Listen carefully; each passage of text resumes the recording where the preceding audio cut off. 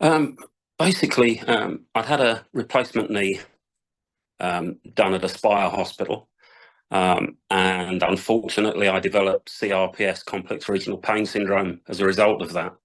And my orthopaedic surgeon at the Spire recommended that I see Dr Menon, so I was referred to him at the Spire.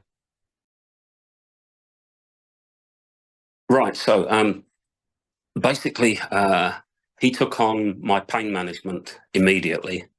And I've been having all sorts of things done with Dr. Menon. Unfortunately, it's a complex case, and the usual pain systems weren't working very well.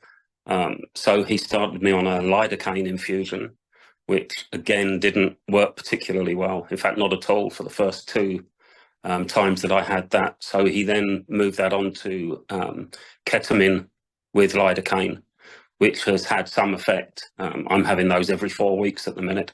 And they give me some relief. They take the top edge off of the pain for a couple of weeks. But he's also, Dr. Menon suggested that I try cannabis through him, which is helping as well, not directly with the pain, but it's helping me sleep better. I'm getting 3 or 4 hours sleep a night now, whereas before it was 1 or 2 if I was lucky. And that's helping with the anxiety as well. And both of those things then have a rebound effect onto the pain. So it does help. It helps me cope with the pain better.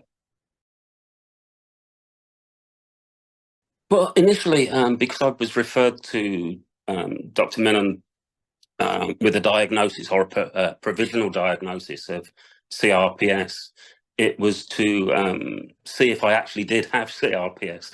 And there's a method of doing that called the Budapest criteria, which essentially requires your symptoms to be visible, a number of symptoms to be visible to the doctor at the time, plus a number of other symptoms that don't need to be visible at the time. And it's a case of ruling other things out, essentially. And that's what the initial consultation was. And it was immediately said that I did have the CRPS.